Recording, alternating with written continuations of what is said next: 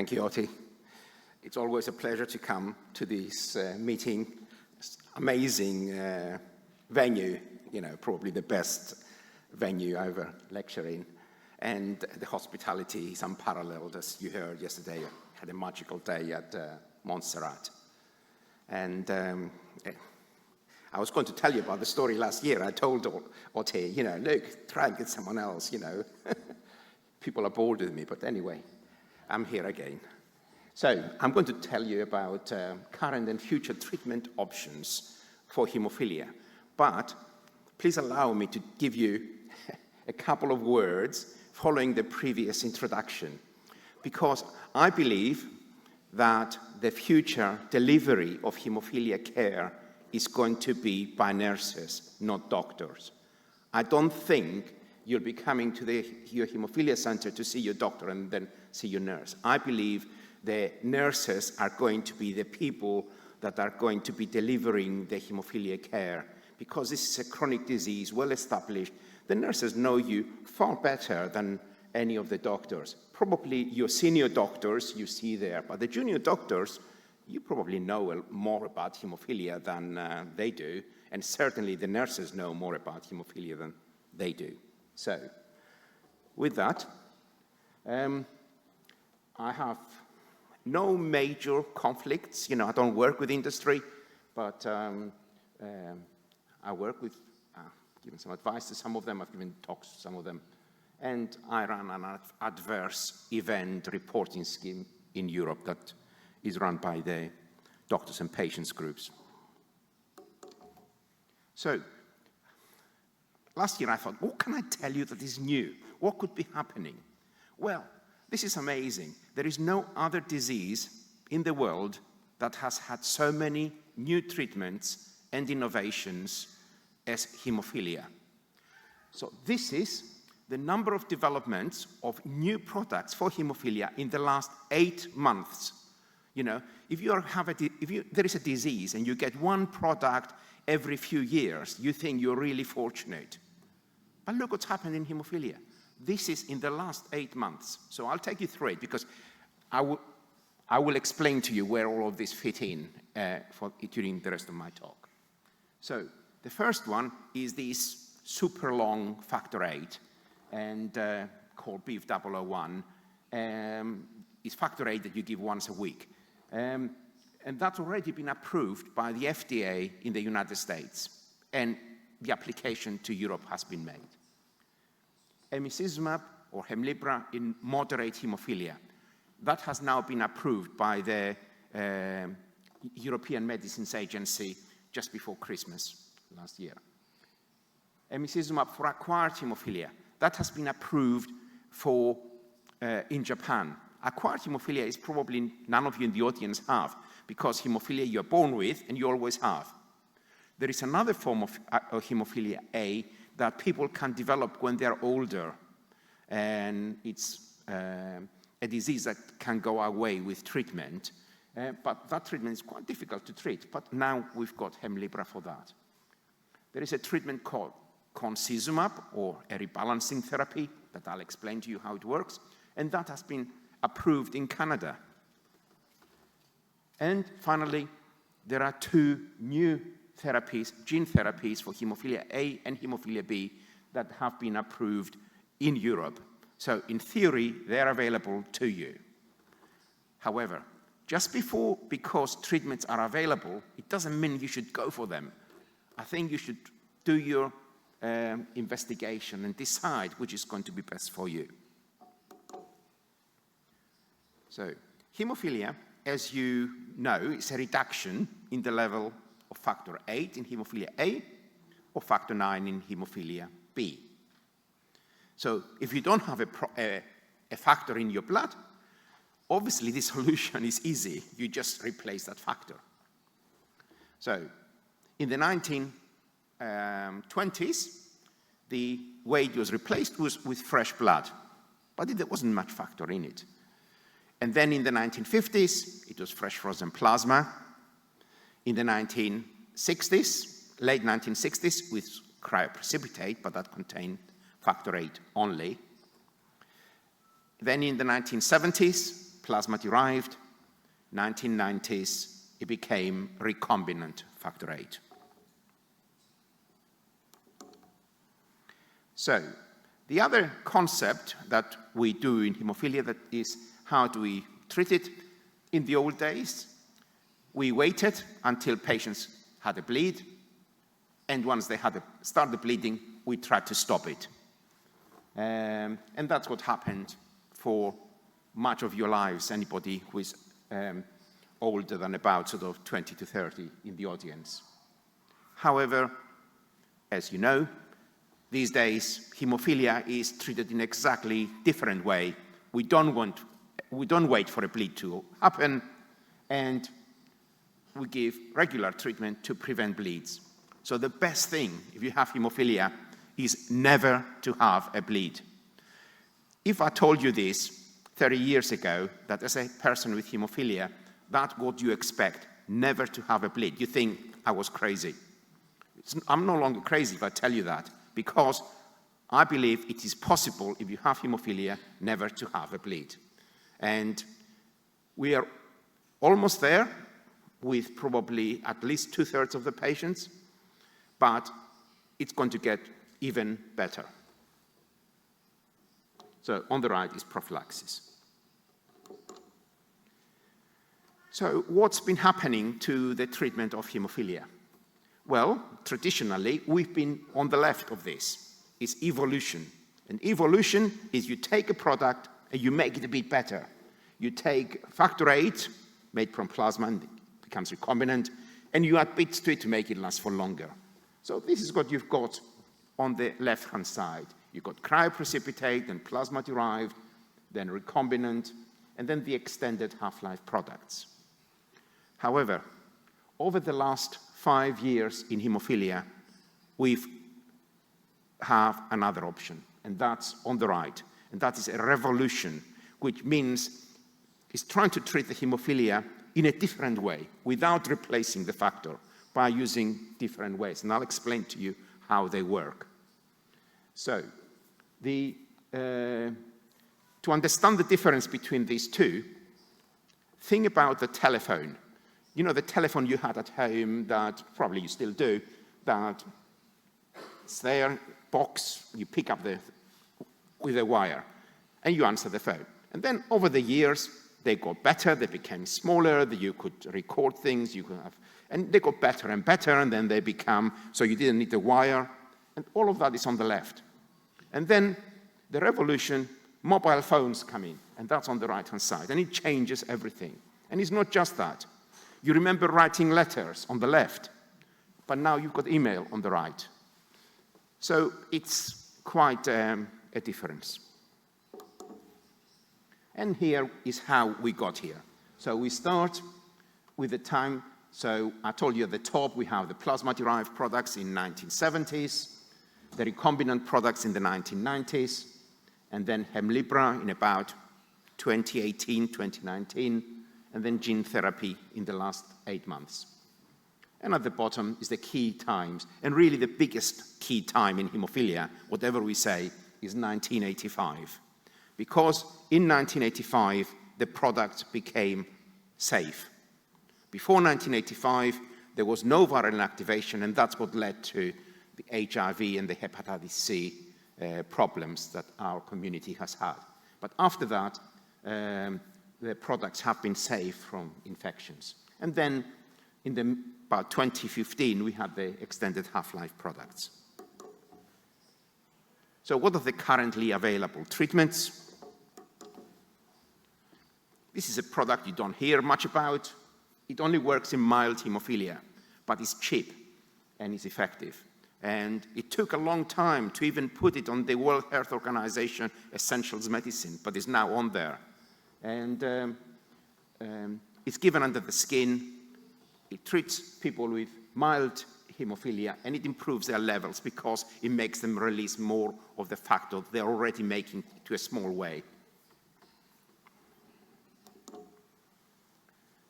In terms of the other products that I suspect most of you are using, we now have the extended half-life products. But before I tell you about those, remember, we still got the standard half-life products, and I've listed them at the bottom. You can have, these are the recombinant ones. You can factor VIII, Advait, Refactor, Nuvic, or Benefix. And then we've got the extended half-life products, which means they last for longer in the blood. And there are different ways that they extend their half-life, and you see them on the right. And I show you this because this is a way, this is innovation.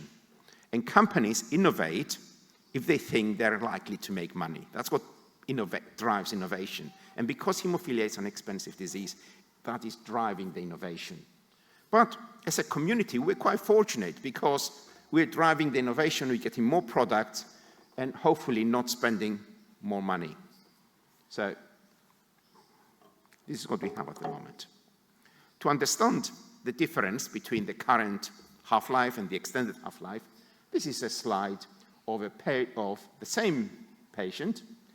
In green is the previous standard half-life product, which means you give them a single dose, and then at 48 hours, at 2 days, they get a factor 9 here of about between 2 and 5%. But if you use the extended half-life, factor 9, that level is reached after 2 weeks. So instead of giving it more, they both work equally well, to treat a bleed. But to prevent the bleed, one of them you have to give 2 or 3 times a week. The other one you just give once a week. So this is the practicality of what I've just been telling you. In the middle is how long the product, it's called the half-life, which means if you're starting 100%, how long does it take to become 50%? So with factor 8, it's 12 hours. With factor 9, it's 18 hours.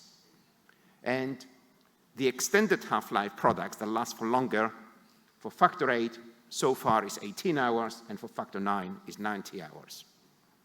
And you can see from this, there is a bit of a marketing spin, because with factor 8, it goes from 12 to 18 hours. Yes, it's longer, but it's only slightly longer. It's not really dramatically longer. And that's different in hemophilia B.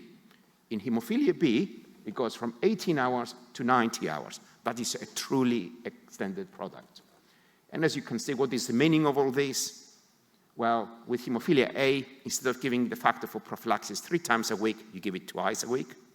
But for hemophilia B, instead of giving it twice a week, you now give it once a week or once every 2 weeks in a small number of patients.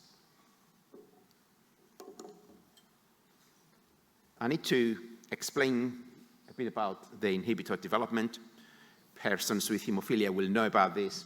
Basically, if your body doesn't have any factor 8, and the first time it sees it, they will potentially make an antibody to reject it because it's foreign.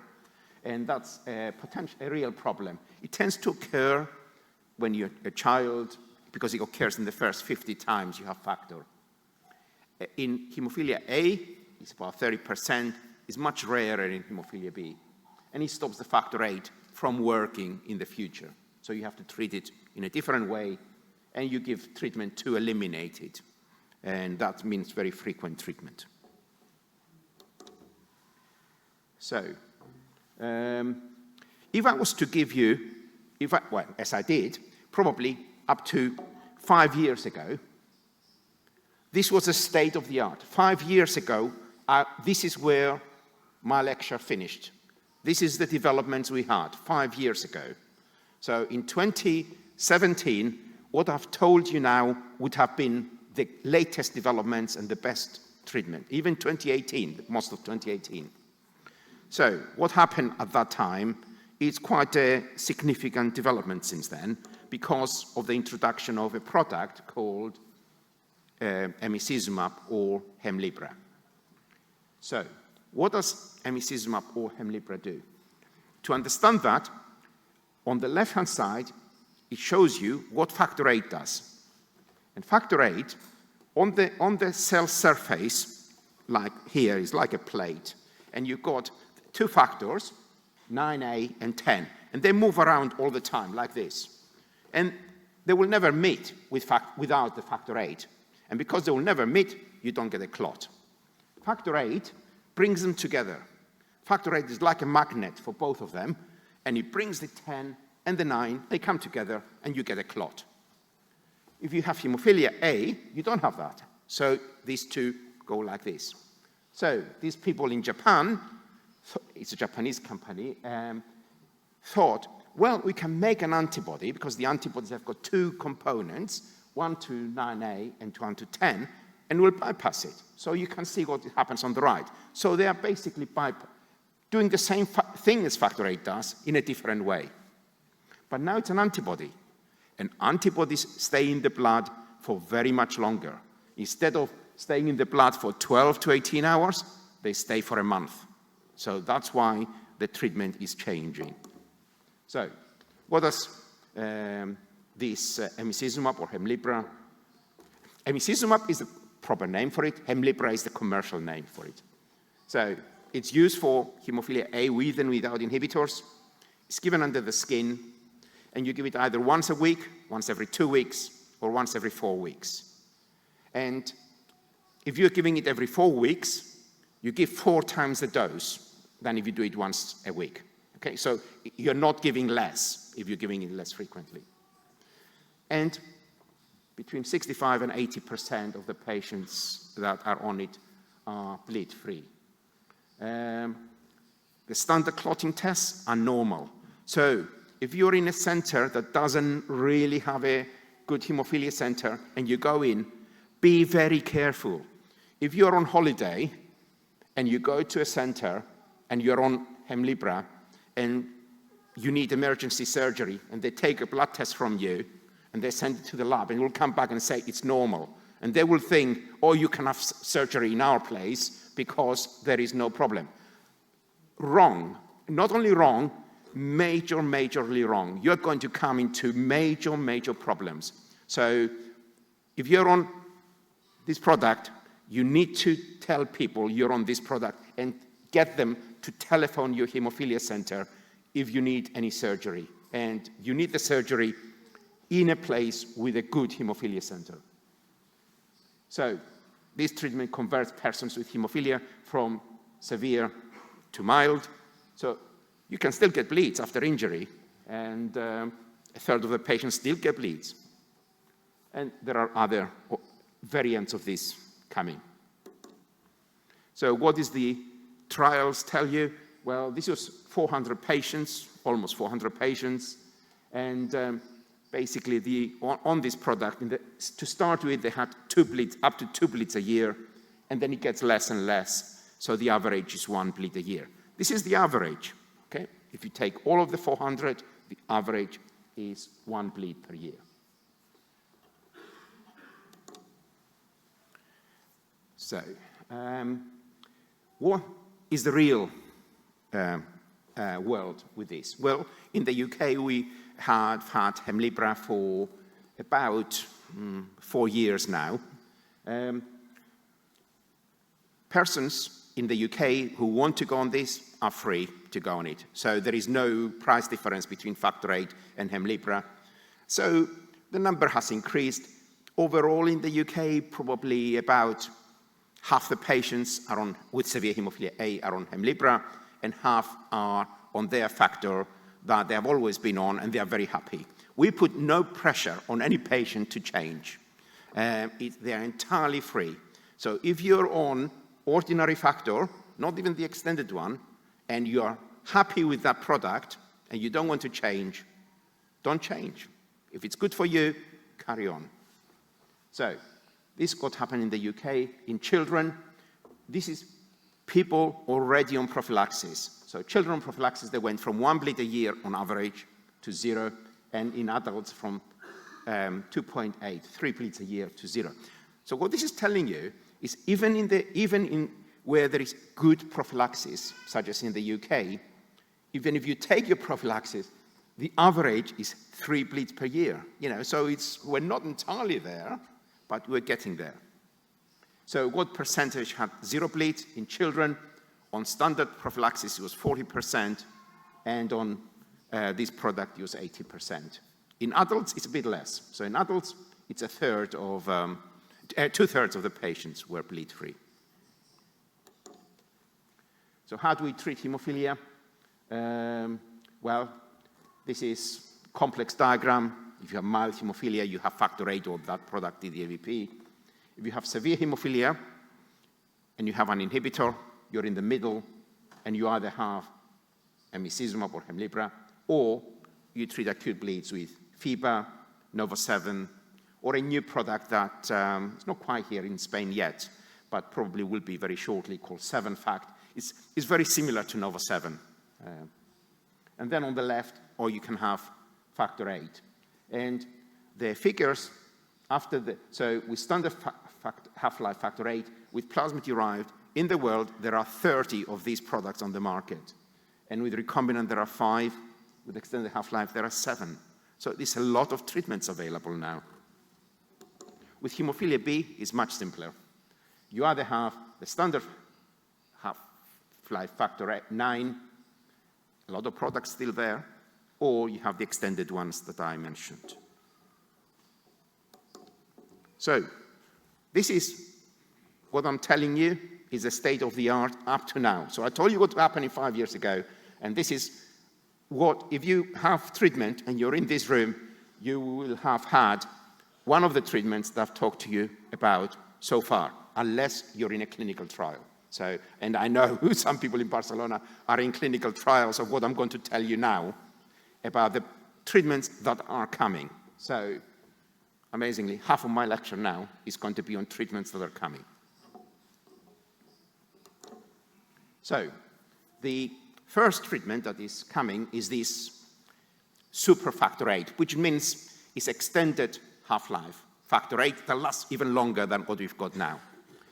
This is a complex diagram, so complex for doctors and complex for everybody else, and some of you, difficult to follow. But let me explain to you, because it's simple. And I'm going to explain to you by looking at it in reverse. The current product that many of you in the audience are is called Elocta, and that's the product on the right. The blue parts is factor VIII, the standard factor VIII, and the green olive part that says FC is what makes it last for longer. So that's on the right. So if you're using Elocta at the moment, that's what you're using. So what this product is, they took Elocta and they had 2 other bits to make it even longer. So these squiggly bits and this D prime D3 at the bottom. So what that does, it makes it last even longer. But although it's longer, what happens when you have a bleed, the body chops off these extra bits, so you're left with Elocta. So in your body, when you are giving this and you, to prevent bleeding, you're ending up with the right-hand side.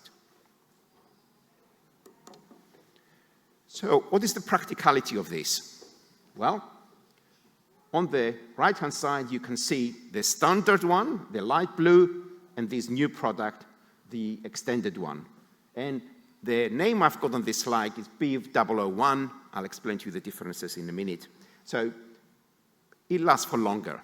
So, but showing you a graph is meaningless if you're not a clinician interested in research like that. So what's the practicality of this? Well, the half-life is 44 hours. So I told you the half-life of factor VIII standard is 12 hours, extended is 18 hours, and this is 44 hours. So if you have a dose of this, after 5 days, your level will be 40%. The practicality of this is if you have severe hemophilia A and you need a knee replacement, and you don't have an inhibitor, and you need a knee replacement, that's what most of the surgeries we do, you will get a dose of this product when it's on the market, and it normalizes the factor. And potentially, you only need 1 more dose after 5 days. And potentially, you can do major surgery after probably 2 or 3 doses of factor VIII. So it's going to potentially change this. The company who make it think that people will move from their current prophylaxis to this product, and some people will do, because you'll be able to have factor VIII prophylaxis with once-a-week treatment. So this is going to be coming. And is it going to be any better than we have now? Well, there is a trial that has just been published in the last 6 weeks. And what they did, I'll concentrate on group A. What they did in the middle, they had 78 people on factor VIII, prophylaxis already, and they had 1 bleed per year. And then they put them on this product, and the average was 0%. So the average 0 bleeds was 72%. And on the right-hand side, they took people with, who were on demand. Not many people in Spain or Europe will be on this, but in the trials, they recruit from other parts of the world. And they had on average 16 bleeds a year, and they went to 0, and the number of bleeds is 0 bleeds is even more. So what's going to be the name? So the name of this product is going to be Altuvio. Complicates and confuses the issue because you've got the beef 001 that probably some of you may have heard about because that's the name that's been used until now, or another name, which is the scientific name, used to be called IFA, and it was approved by the FDA on the 23rd of February. If it's approved by one of the regulators, such as the FDA, it means the trials and the safety are good enough. So I am confident that this year it will be approved in Europe. Being approved doesn't mean you can go to your doctor and get it the following day. It will depend what is the price, etc. And again, as I said to you before, if you're happy with your current product, you don't have to change. But if you want something different, this is going to be available. What about the bispecific antibodies like Hemlibra? Well, in severe hemophilia, it's been approved about 3 years ago now, and the use is established in those who want it. Moderate hemophilia, it was approved in the last 5 months, in the last 6 months. Mild hemophilia, it's not approved. We don't use it. It's probably, I think that is reasonable. It's not needed because people with mild hemophilia don't have many bleeds. Acquired hemophilia, I mentioned to you, is approved in Japan. Probably it will be approved in Europe, but we need to know that it's safe in that situation before we use it. And there is an interesting situation in people with von Willebrand's disease that it's possible that it's going to be, it's under investigation for that condition. The next slide, I'm going to tell you about it. There's one other interesting thing. I sent my slides to Oti last week, and since I sent them to her, there was another study published that the people who made this really extended factor VIII, they are doing the trial in type 3 von Willebrand's disease because they think it will work there. I don't know whether it will work or not, but it's interesting that people with von Willebrand's disease, it can be a severe hemophilia in some people. And considering the huge numbers of products we have for hemophilia, they really don't have very many products to treat.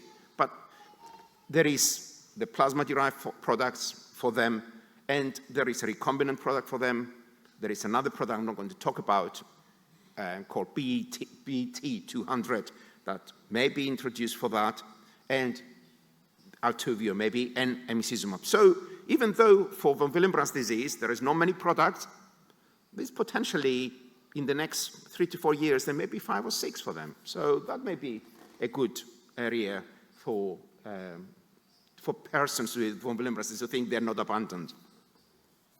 There is an alternative to emicizumab or Hemlibra called Mimate that's in clinical trials, and I know several people in Barcelona are on this product in the clinical trial.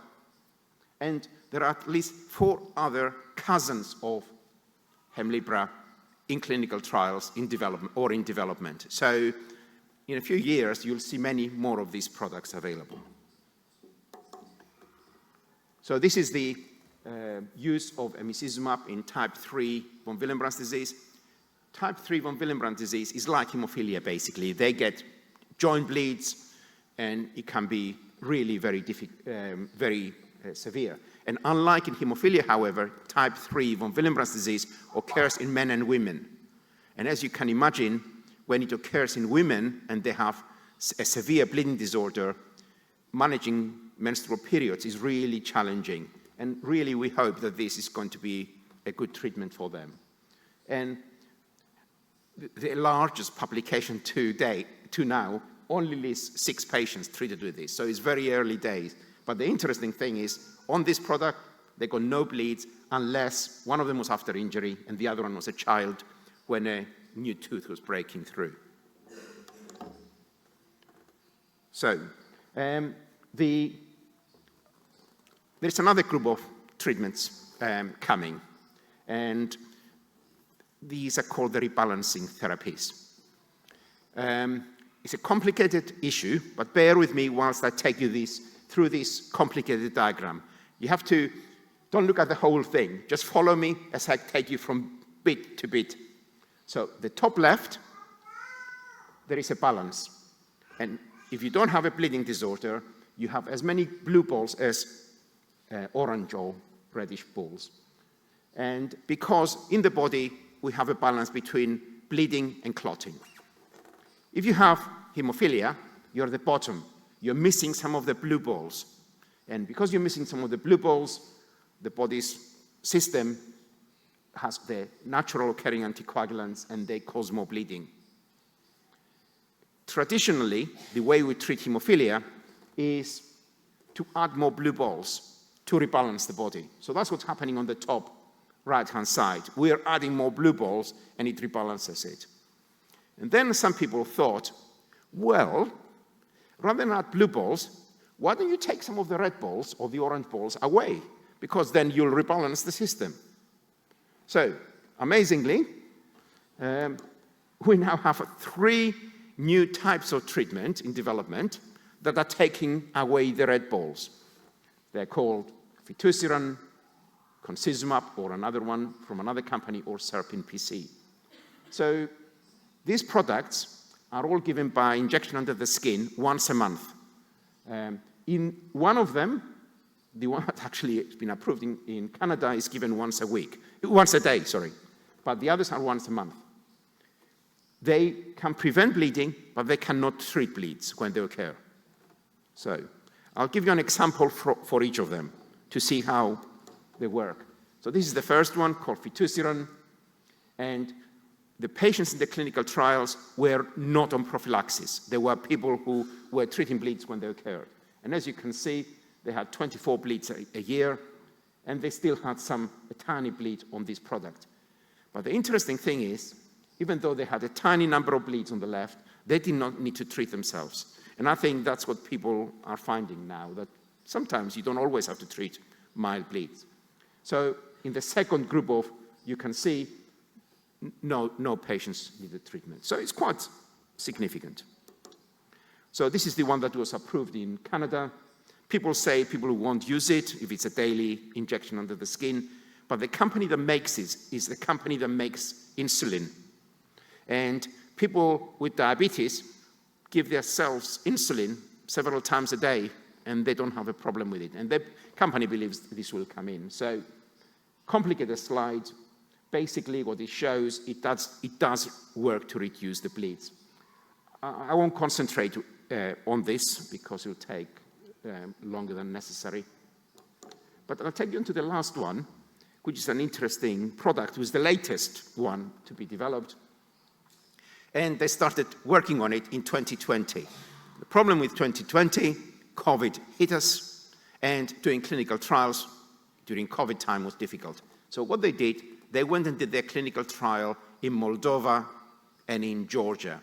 And Georgia, the country in Eastern Europe, not Georgia in the United States. So all haemophilia treatment in these 2 countries is really poor. It's what we all were in the 1960s. So what you see on the left-hand side, the patients had an average bleed before they started this product of 35 bleeds a year. That's what haemophilia was like. Some of the older people in this room will know. Younger people and parents of the younger people will not comprehend what it is like to have 35 bleeds a year, into your joints, and how disabling that is. And on this product, after they went on it, they had 2 bleeds a year. So it's quite impressive, and this is going in clinical trials too. Okay, for the last part of my talk, I'm going to tell you about gene therapy and hopefully give you a realistic view of what gene therapy is, because sometimes you hear people and they think gene therapy is the ultimate aim and it will solve all the problems. But let's see where, at least I think, this issue is. So what it is? It's a way to give you a gene that makes factor VIII or factor IX. So it's an extra gene that is delivered to the body by a virus, and it goes to your liver. What it's not? It does not change your own factor VIII genes. So you may have this treatment, gene therapy, and your factor may be normal, but you can still transmit the haemophilia to your daughters. It doesn't change your genetic profile. So this is what happens. There is a virus, and the virus used is called adeno-associated virus. You remove all the genes that cause disease, and you add the factor VIII or factor IX, and you inject it into a vein. On the right-hand side, you may recognize Brian O'Mahony, who gave this talk last year about it, and that's him having his gene therapy. And it's an injection into the vein over an hour, and that's how it's delivered. So the previous figure with Brian looks simple. You go to your haemophilia center, you stick your arm, you get an infusion over an hour, and your factor VIII or IX normalizes, and you don't have to give any factor VIII or IX again. That's what people say. It's much more difficult, much more complex than that, because look at this figure, what happens? Well, you probably, if you're thinking of gene therapy, you have to start probably for about a year thinking about it, finding all the latest information about it, and making a decision that is right for you, you know? And it's not an easy decision, because once you have gene therapy, you cannot remove it. You cannot remove it from the body. Once the gene therapy is in your body, that's it. It stays there. And then you have the infusion day, which is the simplest part of it. Having the infusion is the simplest part. But then you have to come to hospital for about 6 months, once or twice a week, to check whether your body is rejecting it. Because if it's rejecting it, you may have to have steroids to stop it. And then you have less frequent levels, and currently the follow-up should be 15 years. I believe it should be for life. But it's a major commitment. So if you are working full-time, this is probably not the treatment to have unless you're going to take 6 months off work to have it. So who is eligible? Well, haemophilia A and B, severe haemophilia, no inhibitors. However, the gene therapy trials with inhibitors have started. So we'll see if it works in those patients. You can't have an antibody to the virus before. You must be an adult over 18. No active hepatitis B or C, although you may have been treated before, that's okay. And no liver disease. And HIV is not an exclusion. You can have gene therapy if you're HIV positive, and several people have. So this is what happens. This is what the companies will show you. This is what happens with gene therapy. You give it at time 0, and your factor VIII goes up, and it goes up to 50%, and then it comes down, but doesn't come down to baseline. And they'll tell you, this is the best thing since sliced bread. This is how you will respond. However, this is the haemophilia A gene therapy trial. I'm going to show you 2 more slides of this shortly, and you'll understand why I'm a bit critical of companies who present their data in this way. The problem, in my mind, is variability. As an individual, you cannot predict the levels you are going to achieve. That's a big issue. So the average level that I showed you on the previous slide is good for companies that go our way and say, oh, you'll get 30% on average. However, for persons with haemophilia, thinking about it, you want to know the actual level of factor that you're going to achieve, you know, and how long will it last. So this is the Haemophilia B gene therapy trial. And look what's happening. Look, the reality is nowhere near what I showed you already. This is the Haemophilia B.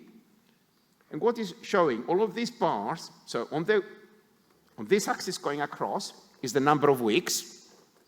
On going up is the level of factor 9. So look at week 12. What is saying, at week 12, your factor 9 can be anything between 0 and 90%. Okay? That's an amazing variation. And look what's going on the right. Even at week, say, what was it? Month 10, or after a year. After a year, there is still quite a lot of variation. And this is the slide, that the first one I showed you, that showed the smooth line going across. So what I showed you goes up and comes down smoothly. This is the reality. Your level at month 6 can be anything between about 5% and 300%. So this is the problem with gene therapy going into it. You have to know what will the likelihood you will end up at. So again, the first slide that I showed you is what the company would like you to see. But this is the reality. This is people with Haemophilia A that had gene therapy, and these are the data after 2 years. 15% had level less than 3%, 10% had 3 to 5, and 35% had 5 to 15. So if you have gene therapy with severe Haemophilia A, at 2 years, you have a 2/3 chance your level will be still under 15%. Okay. So these are the two figures. There is a difference between Haemophilia A and B. In Haemophilia A, the levels go up and come down. In Haemophilia B, is more stable. So it's believed that in Haemophilia A, the gene therapy will probably last, on average, 8 years. In Haemophilia B, it will be 10 or 20 years. Nobody knows. There is a group of patients with Haemophilia B in London that had the gene therapy in 2010 and 2011, and their levels have remained stable for 12 years. So we think it's probably going to remain stable. The other issues you need to consider if you're thinking about gene therapy is the long-term issues. So I explained to you how long will it last, that we don't really know, and the safety. And you normally go to your doctor and say, is this safe? What are the problems? And they will tell you what they saw in clinical trials. But this is a new treatment. Nobody can tell you what is the safety of this in 20 years' time. You don't know. And as an individual person, if you're thinking about it, do you go for a treatment which you don't know what's going to happen in 20 years? Or do you go for a treatment that you do know, what will happen immediately because you can reverse it? Factor VIII, you give it into the vein or under the skin for the Hemlibra, but it goes away. Gene therapy doesn't. And the question is it associated with an increase in cancer? We don't really know the answer to that. So these are the two products summarized on this table. In Europe, we've got them both. They've both been approved. Same virus called AAV5. 2 different companies make them, as you would expect. The levels are meaningless, really, giving you the levels at 1 year because they can vary. The possibility of rejection of the gene therapy, and you require steroids to prevent it, is 85% in Haemophilia A and 10% in Haemophilia B. I told you how long it lasts. And then the bottom one is the eye-watering figure. Haemophilia A costs 1.5 million euro a dose. Haemophilia B, currently we only have the American price, which is $3.5 million per dose. So will healthcare systems pay? It will be an interesting way that we will find out over the next few years. Having gene therapy is not what people say, because we have good treatments already. In Haemophilia A, if you're on Hemlibra, you've got a 70% chance of being bleed-free. In Haemophilia B, with current factor 9 products, it's a 70% bleed-free. So as a person with haemophilia, you have to decide yourself. Do you continue with this type of treatments and this sort of levels and safety, or do you go for gene therapy, which is a one-off treatment, much more convenient in the long term, but with the uncertainties? So when you make a decision, you're on the left. You decide on a treatment based, does it work, efficacy, is it safe, is it convenient, and what's the price? On the right, there is I showed this book. Anybody in the audience that works in finance will know this book because this is a famous book. And what it says, if you have a condition that there's only one product or one treatment, you are unhappy. You know, if you remember in Russia, you know, in the 1980s, you could buy a car, but it could be, you either have a Skoda or nothing. And people were unhappy. But as soon as the market opened and they had more than one, they had 2 cars, they were much happier. And we're all happier with choice. But what happens with increasing choice? People are not happier because it makes the decision much more difficult. And what it says, the more choice you have, interestingly, the less happy you are. And that's an interesting concept to take away. So it's a difficult decision. So I'm coming to the end. On the left of this slide, I've got all the current treatments that we talked about that are available, but it's not the end because there are loads of new treatments coming on, and they're shown on the right. And you can see there. There are many different products coming along. And if anybody wishes to have copies of my slides, contact Oti, and I'm very happy for her to send it to you, send you the presentation. So, in summary, we currently have many safe and effective treatments for haemophilia. There are multiple treatments in development. Gene therapy has been approved for both haemophilia A and B. Deciding what treatment you should have can be very difficult. And it's not your doctor's decision. Your doctor can tell you what the different aspects and benefit, pros and cons of every treatment, but at the end, it has to be your decision. Don't let your doctor make that decision for you, because you need to make that decision, and it needs to be a decision that can be very difficult. And having haemophilia and having 0 bleeds, it's a possibility, it's a reality. That's what we should be aiming. Every person, if you have a newborn baby with haemophilia, the optimal management should be for them not to have any bleeds. So my final slide is a promotion slide. So if you're interested in this area, I've got a Twitter page. You can see the handle at the bottom, and I tweet about haemophilia and other medical conditions all the time. So if you want to know where the field is and where it's going, feel free to follow me. Thank you.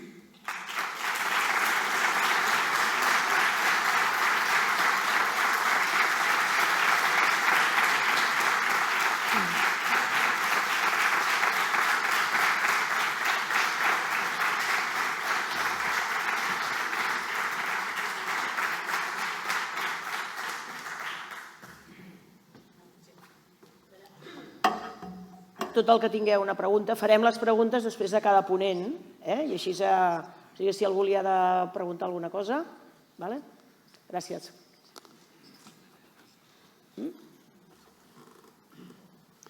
Wait for the microphone. Bon dia. So before you ask me, if there is anybody in the audience that has a question for me that does not wish to ask the question with everybody else in public, please find me, and with Pat over there or one of the other English-speaking members of the community, I will attempt to answer your question.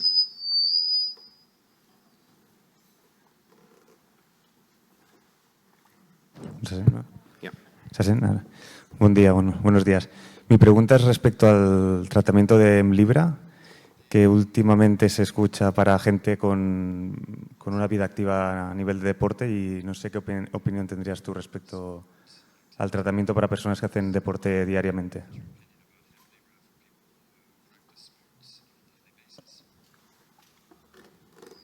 Thank you.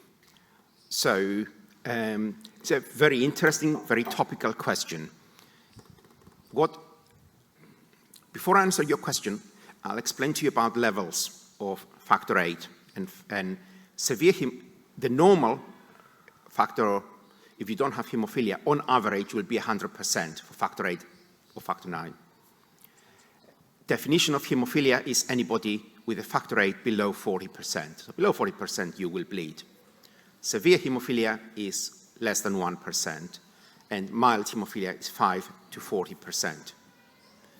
So what Hemlibra does, it converts a person with severe hemophilia that has 0% to a person with mild hemophilia that has about 15%. It varies.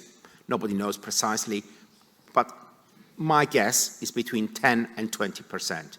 So anybody on Hemlibra will have a factor VIII equivalent activity of 10 to 20%. So can you place sport on that? Well, all of our patients and children who they go running, cycling, that's not an issue. Even soccer, it's, people play soccer with no problem. The problem is doing activities that you can sustain injury that is more severe.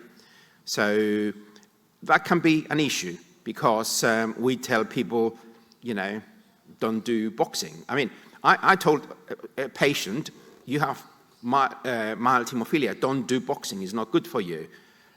He was playing rugby.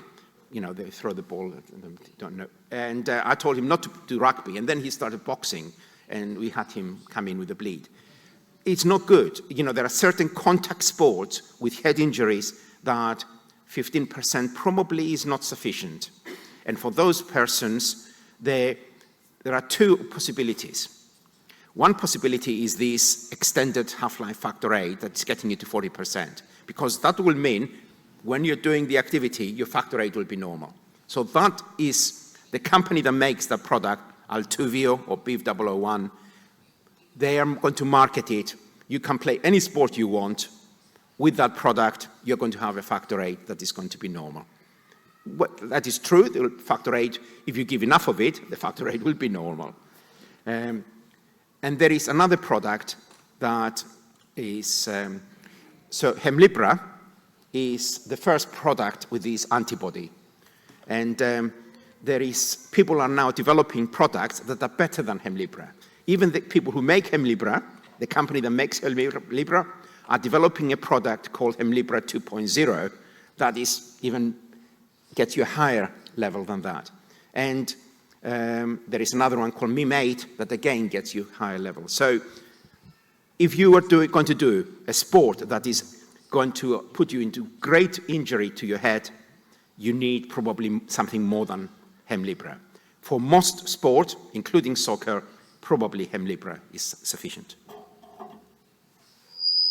Sorry, too long answer.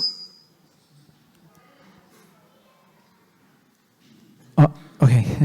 I will ask in English because my level of Spanish wouldn't be enough today.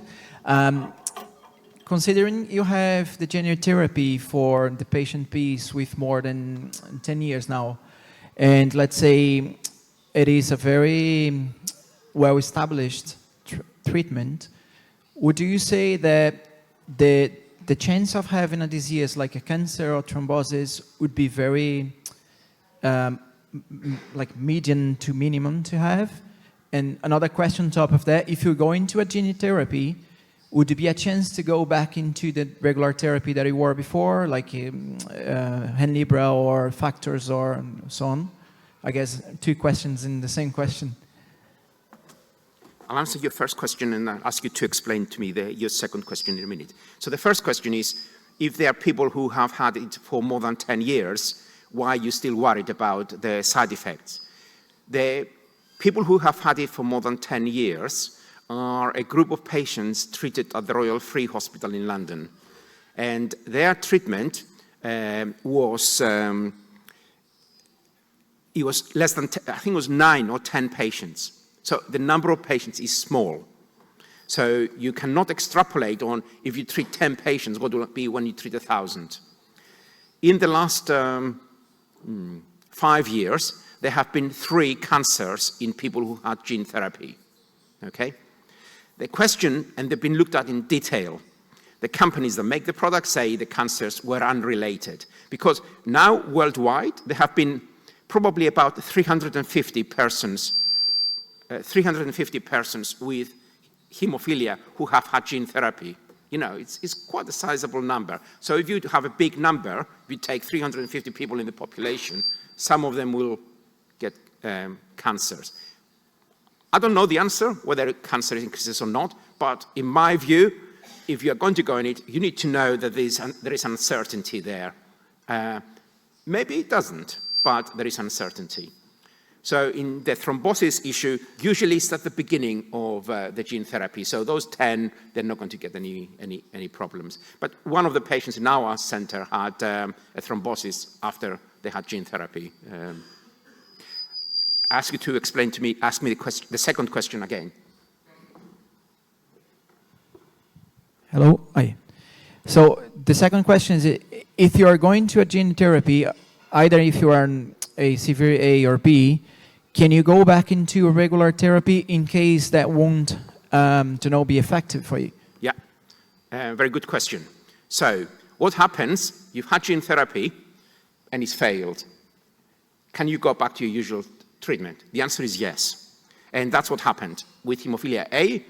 You know, they've gone back to factor VIII, and it works as well as other times, you know, with both Hemlibra and factor VIII and factor IX. Thank you.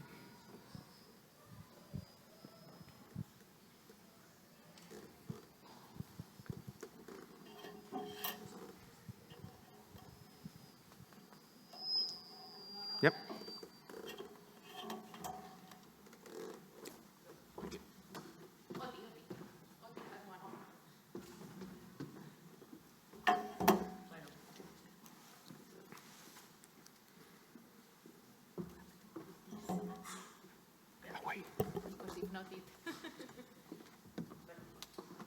Jo faria dues preguntes. Una, realment la teràpia gènica sembla que és una cosa molt intuïble encara i que sí que veiem que hi ha tractaments intermitjos com el que s'ha parlat. No em sent? Sí. Amb el... Yeah. The translators cannot hear you, so you have to ask it. You have to use the microphone. Ara? Val. No, que dic que faria dues preguntes.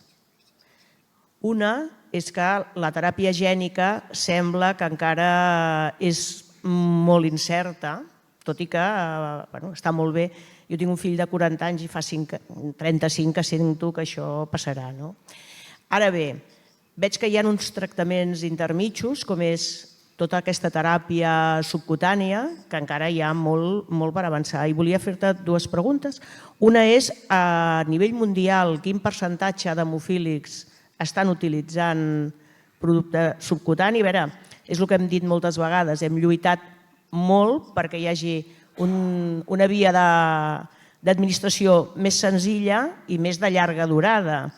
Això ho tenim i en els primers anys costa d'entendre i potser fa una mica de por. Però en aquests moments que ja fa 5 anys que s'està tractant, volia preguntar-te si hi ha molts efectes adversos que s'hagin vist i si creus que els països estan anant cap a aquesta via d'administració, donat que els nens, per exemple, és una cosa molt més fàcil que tot el traumàtic és punxar una vena amb un nen petit. I després, també et volia preguntar, vaig sentir que hi ha una teràpia gènica adreçada a les portadores amb què podria ser que ja Llavors volia preguntar-te si això és cert o no, perquè ho vam estar esbrinant, no? Bueno, Brian ens va comentar una cosa així i et volia preguntar, i com avui parlarem de portadores, era per veure si ens podies avançar. Ja està.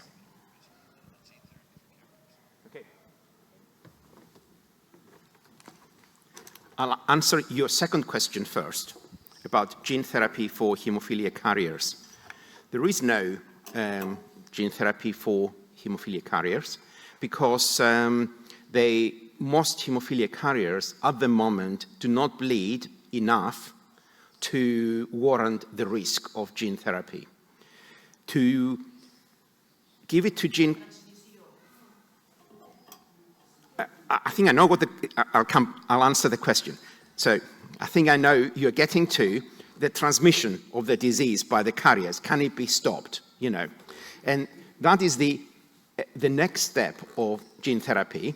They can change the gene through. So this is the first part of gene therapy that is used currently. The next part is going to be gene editing, that you're going to change the position of the abnormality. And the position of the abnormality then is changing and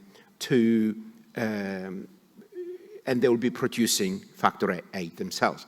And then, but that still won't be the treatment for carriers. That's still not going to be the second part. The third part will be giving it and changing, doing gene therapy in the egg and the sperm, in the egg before the sperm joins, to change it at that level. But nobody's allowed to do that kind of work now. There was only one person that did gene therapy involving eggs, and that was a Chinese person who went on its own and was arrested and is currently in prison in China because he did that kind of research. So potentially, 50 years, maybe you can do it that way, but at the moment, the answer is no. Coming back to your first question about problems with people on Hemlibra. What problems are there? Well, initially, when you first give it, some people can have headaches, and that can be an issue. It's about 10-15% people can have headaches. The other issue is skin reactions, and that can be, people can find it very painful when you inject it, especially in young children, because the volume of the injection that is given, especially. And then going forward, there are two other issues that, if you are on Hemlibra, potentially can be an issue. One of them, you can make antibodies to Hemlibra. So it's a foreign substance, your body doesn't see it before, and you can reject it, you can make antibodies. Fortunately, that is rare. The last figures I saw is that worldwide there are 11,000 persons with haemophilia on Hemlibra, and there have been 5 cases of people making antibodies to reject the Hemlibra, so it doesn't work. So it's very rare, but it does happen. So if you're on Hemlibra and you start getting bleeds, you need to contact your haemophilia center because they need to check if you're one of these very rare patients, you're rejecting it. So that is very rare, and you can almost forget about it, but not quite. What is commoner is in children who have had a previous inhibitor, and they had immune tolerance, and the inhibitor went away. And they start treating themselves with Hemlibra without any factor VIII. So their body forgets that they become tolerant to factor VIII. So their antibody to factor VIII that they originally had when they were much younger can come back in some of those patients. So that's why once you start on Hemlibra, you cannot forget your haemophilia center. You need to keep going back, not frequently, but for them to check that it's working and your factor VIII antibodies have not come back. And I know some people in Barcelona who had some ourselves that these antibodies have come back. So, and that's quite an important issue. Thank you.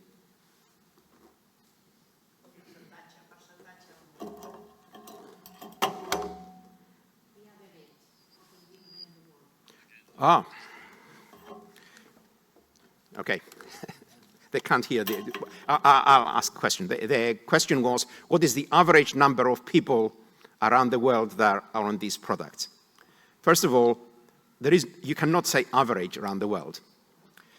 If you imagine of all the people with haemophilia around the world, probably about 2/3 of the world population with haemophilia do not have treatment, do not get any treatment. If you live in Africa, there is no treatment for haemophilia. You know, by the age of 10, you'll be unable to walk. You're probably going to die as a teenager. That's what used to happen. Of the countries where there is treatment, which is 1/3 or 25%, the majority is still factor 8 or factor 9. There are sort of 11,000 people on Hemlibra. There are probably about 300, 400,000 people with haemophilia that are known around the world. So you can see, worldwide is tiny. But even in countries where money is not a massive issue, like in the US or in Europe, it is an issue, but it's not a massive issue. Even within centers, there are some haemophilia centers where everybody, all their patients are on Hemlibra, and there are some that there is hardly any. And that's an interesting issue from a patient organization group. How can you have your members in one part 100% on a treatment and the other one 0%? I think it reflects, you need to educate people so they know the advantages and disadvantages. The truth is almost always in the middle. Nobody is the correct number, but usually the truth is in the middle, and people need to know information, and that's why your organization is important to disseminate that information so people make a decision that they're comfortable with.